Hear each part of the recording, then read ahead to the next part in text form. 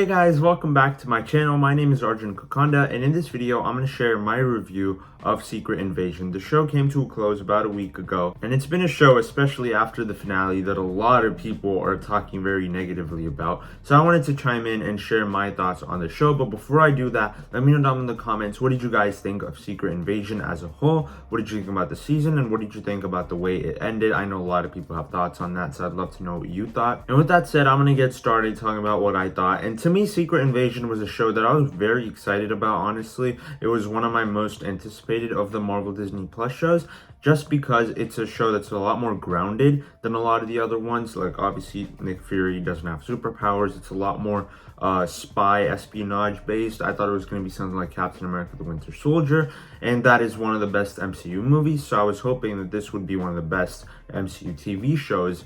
And after watching it, I have to say I'm quite let down. The show had a good idea, a good concept. It just really failed in its execution, in my opinion. I think this is just a show with a very good story at its center. The Secret Invasion storyline is very interesting, of the idea that Skrulls took over the government and the world, different governments across the world, and Nick Fury and Talos are trying to track them down, trying to figure out how to stop the Secret Invasion.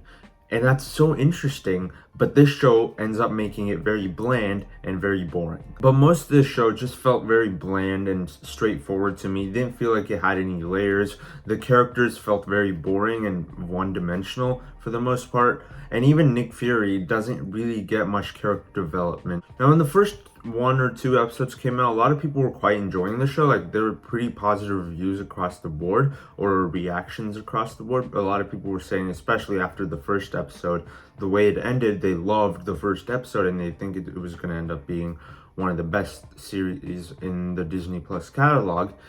To me, even the first couple of episodes weren't great. I think the second episode was really good, but the first episode, it was fine. I enjoyed it. The ending was great, though. I think when Maria Hill died, it was like cementing itself as, we have stakes now. This is real. This is about to get real, and people could die. And I think that was very good about the first episode. Right off the bat, it gave you an idea that these stakes are high. There's things going on that are really, really horrible, and I really appreciated that. But again, it's not really a show where everything is very layered. It just feels bland. The characters feel bland. There's nothing very interesting going on for the most part. So you're just watching characters do stuff, walk around with a bunch of dialogue, and even the dialogue isn't very interesting. The second episode, why I enjoyed it as much as I did, is because the dialogue between Nick Fury and Talos. But the thing is, even though there's dialogue in the second episode that I enjoyed, even though there's ideas in the second episode I enjoyed, it just doesn't go anywhere. Like, obviously, they introduced the idea that Talos was the one that got all the Skrulls to Earth when Nick Fury wasn't around, and that's such a compelling storyline that could cause a lot of conflict between the two of these characters, but it doesn't do anything. They separate for a while. From the next episode, they're best buddies again.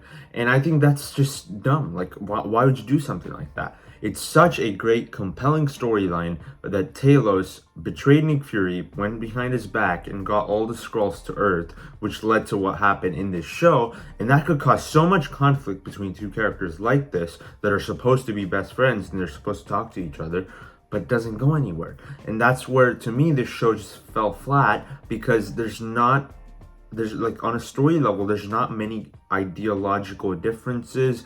The layers, there's not much layers to the conflict. It's just very straightforward, the most generic version of a paranoia thriller you could possibly have, with honestly no paranoia and not many thrilling moments. The show is trying to be more mature than the other Marvel Disney Plus shows, which I appreciated, because there's quite a bit of blood in this show. Like, there's a lot of violent scenes, which I did not expect from a Disney Plus show, and I appreciated that. But again, on a story level, I don't think the story really matches the maturity that it's trying to go for. So it just feels very straightforward and lacking on a story department. So for that reason, even though I appreciated the more mature nature of it, and even those violent scenes, like there's one specific scene where Gravik uses his Groot powers to literally stab a guy, and there's a shot from behind the guy that he stabbed, and you see all the blood on his back, and it's very brutal. And I liked scenes like that.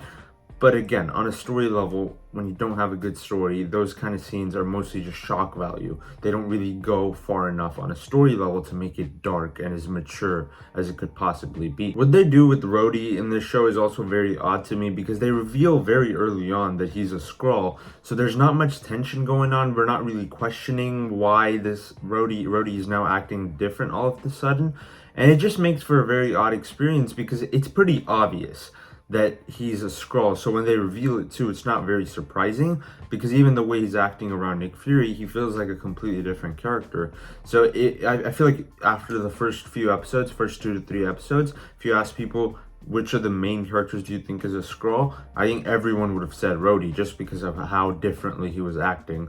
Unless obviously you count Talos, but we already know he's a Skrull, so he's different. Speaking of Talos, another character that I think was just so underdeveloped. He died in the season, and I felt absolutely nothing when he died. That episode had stakes. It felt like it had action, but again, it's all on a surface level. On a story level, it didn't really do much for me. He was trying to save the president, and he got shot, and he died, and it just kind of happen. And throughout the series, they felt like they were trying to build up the relationship between him and his daughter Gaia, but their relationship didn't have many layers to it. I don't think they explored it to its fullest extent. So because of that, I didn't really care about their father-daughter relationship. It didn't feel very earned when he died, and Gaia's reaction too, it just didn't make sense to me. And Emilia Clarke, I know she's a great actress, but her performance in this show just wasn't great in my opinion. I think she served her purpose. Like her performance was fine. It wasn't terrible, but I just think that she could have done a lot more with the character and make her a lot more of a, I guess, presence throughout the show than she actually ended up doing. And maybe that has to do with the writing, because the writing for her character isn't particularly great. Like I said, her relationship with her father wasn't very well explored. So when he died and her reaction, all that stuff just didn't have the emotional payoff that it could have had if they actually did a good job of fully exploring that relationship. And I think that's just really how I feel about the show as a whole. There's so many characters, so many storylines that just aren't explored very well. And even the third episode to me was just very confusing with all the different things that were introduced, where they go to a guy's place and he's causing a plane crash with a submarine or something, and something's gonna blow up. And I had no idea what was going on in that episode. I think because of the way it's directed and edited, it is probably the most confused I have been watching a TV episode in a very long time. And there's so many things about it that just felt very odd. And that's the thing with the series for me. There's great moments. There's specific episodes that I quite enjoyed. Episodes 2 and episodes 5 I quite enjoyed. I think episode 4 is also quite good. But the thing is that on a story level, none of it comes together. When the finale happened, it didn't feel like it actually paid off. So when I go back and think about those episodes, particular moments, like I said in episode 2, the dialogue between the characters, Talos and Nick Fury, that could have caused a lot of conflict between them, but it doesn't go anywhere. It just stops in that episode, and there's no conflict between the two characters. In episode 5, the episode 5 should have been what like episode 3 was. There's so many things in episodes 5 and 6, the final 2 episodes, they're just randomly introduced that could have been ideas for the show as a whole, and it would have made the show as a whole a lot more interesting and a lot more compelling, because they didn't wait last minute to reveal some interesting ideas. The big one obviously being the whole idea of the harvest, collection of the DNA of all the Avengers from the Avengers Endgame final battle. That is so interesting. Like the idea of using that to turn people into super Skrulls, that could work as an interesting idea, but they introduce it last minute and then use it in the last episode. Just lazy writing. And somehow their DNA, both Gravik and Emilia Clarke's character Gaia, both of their DNA somehow completely matches up with every single person's DNA in the Avengers. And I just don't understand how that works. That on a scientific level, that makes absolutely no sense. But even on a story level, they just introduced the strongest character the Marvel Cinematic Universe has ever seen. Maybe someone like Arsham the Judge, like some big celestial, Other than those people, they just introduced Gaia, who is now probably could destroy every single Avenger without breaking a sweat.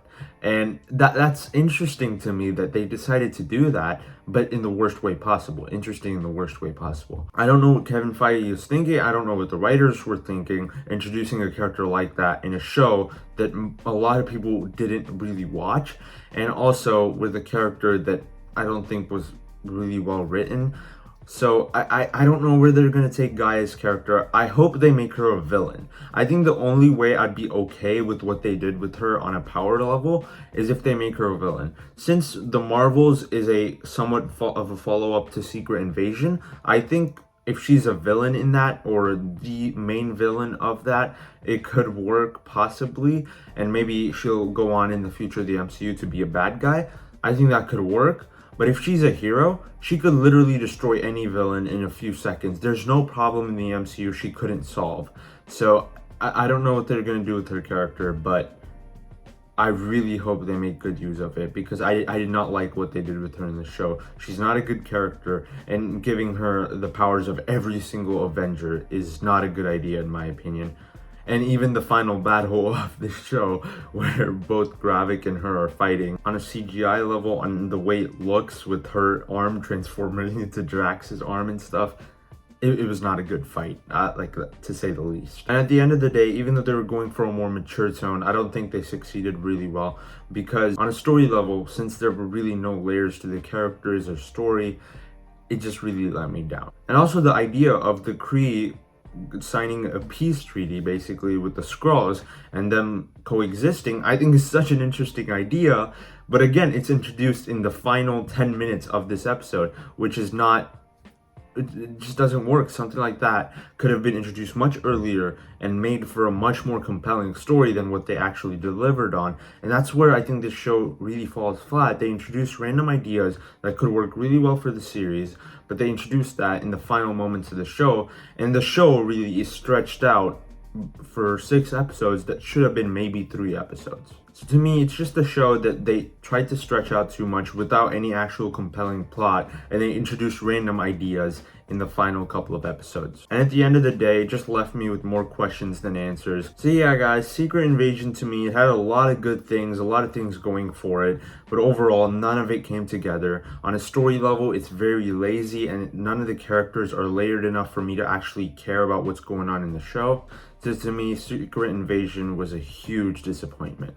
Thank you for watching the video, guys. Let me know down in the comments, what did you think of Secret Invasion? If you enjoyed my review, be sure to hit the like button and subscribe to my channel for more videos like this. Follow me on my other social media. I'll leave links to those in the description, and I'll see you in the next one. Bye.